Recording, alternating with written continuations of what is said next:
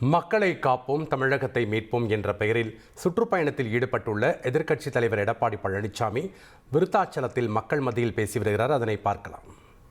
அதிமுக ஆட்சி இருக்கின்ற வரை சிறப்பான திட்டத்தை கொடுத்தோம். இன்றைக்கும் அதிமுக ஆட்சி சிறந்த ஆட்சி என்று மக்களிடத்தில் பேசிக்கிட்டு போது சொல்றாங்க.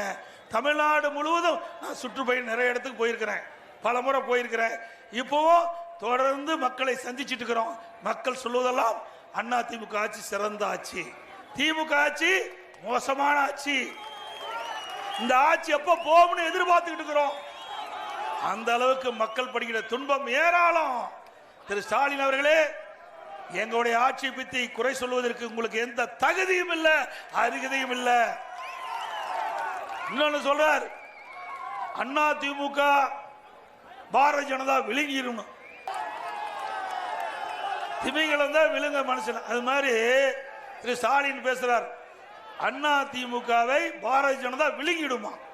அப்ப நீ 1999 பாரதிய ஜனதா கட்சியோட தானே இருந்த, உன்னை என்ன விழுங்கி விட்டாங்களா? 1999 நாடாளுமன்ற தேர்தலில் பாரதிய ஜனதா திமுக கூட்டணி இருந்தா இல்லையா? 2001 சட்டமன்ற தேர்தலில் பாரதிய ஜனதா திமுக கூட்டணி இருந்தா இல்லையா? அப்பெல்லாம் பாரதிய ஜனதா கட்சி மதவாத கட்சி கண்ணுக்கு தெரியாது.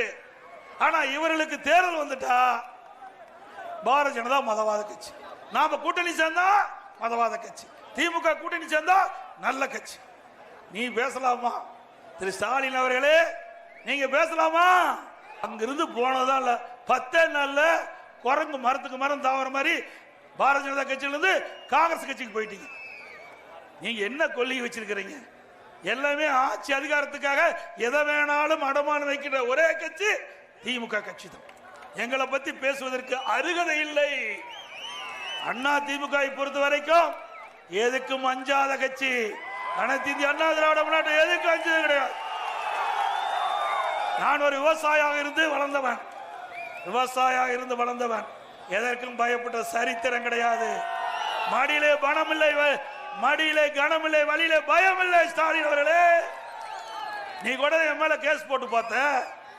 எடப்பாடி பழனிசாமி நெடுஞ்சாலை துறையிலே ஊழல் செய்து விட்டா என்று நீதிமன்றத்தில் போய் கேஸ் போட்டது விசாரிச்சாங்க. பிறகு உச்ச நீதிமன்றம் இதை நீதிமன்றம் விசாரிக்கன்னு சொல்லும் போது கேஸ் போட்டவரே வாபஸ் வாங்கன்னு சொன்னார். ஆனா இந்த கேஸை நடத்துவேன் என்று நீதிமன்றத்திலே குரல் கொடுத்தவன் நான். நீங்க என்ன பண்ணீங்க? உங்க அமைச்சர் மேல கேஸ் போட்டதையும் போய் ஸ்டே வாங்குறீங்க, அதை நடத்த மாட்டேங்கிறீங்க, வாய்தா வாங்கிட்டு போறீங்க. திரு ஸ்டாலின் அவர்களே, என் மீது கேஸ் போட்டு அதை நடத்தி நிரபராதி என்று நிரூபித்து வந்த பழனிசாமி, எடப்பாடி பழனிசாமி உன்னை போல கோலை அல்ல. கவலைப்படாத, இப்பதான் ஆரம்பம் வந்திருக்குது. அமலாக்கத்துறை ஒவ்வொரு மந்திரியா கனவு தட்ட ஆரம்பிச்சிருக்கிறாங்க. எத்தனை மந்திரி எங்க இருப்பான்னு தெரியாது தேர்தல் நேரத்தில்.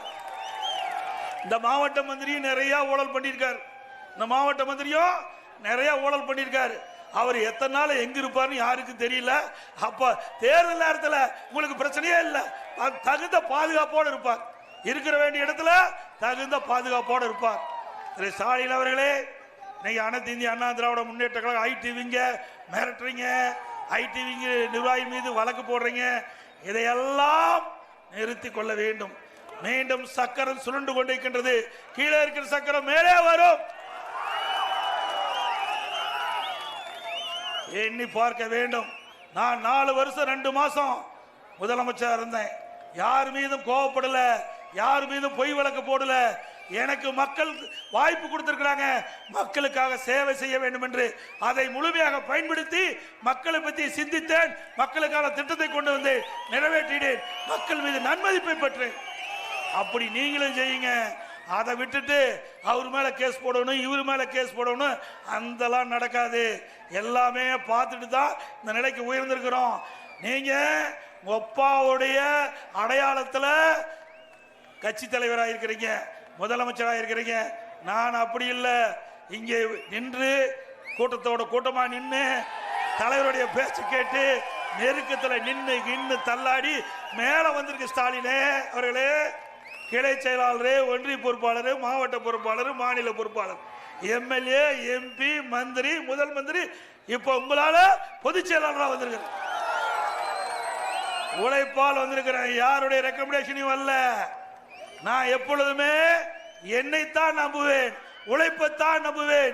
அந்த உழைப்பால் உயர்ந்திருக்க ஸ்டாலின் அவர்களே, அதனாலதான் எங்க கட்சி ஒண்ணுமே பண்ண முடியல. எங்க கட்சிய எத்தனையோ முறை உடைக்க பார்த்தீங்க, எத்தனையோ முறை முடக்க பார்த்தீங்க, எத்தனையோ வழக்குகளை உங்களுடைய எட்டப்புறம் வச்சு போட்டு பார்த்தீங்க, ஒன்னும் நடக்கல. ஆக அனைத்து இந்திய அண்ணா திராவிட முன்னேற்ற கழகம் 2026 சட்டமன்ற தேர்தலில் எங்கள் தலைமையில் அமைக்கப்பட்ட கூட்டணி மிகப்பெரிய வெற்றி பெறும். ட்ரெண்ட ஃப்ரெண்ட் ஆக்கிக்கோங்க. தந்தி டிவியின் சப்ஸ்கிரைபர்ஸ் அண்ட் ஃபாலோவர்ஸ் குடும்பத்துல நீங்களும் இணையுங்க.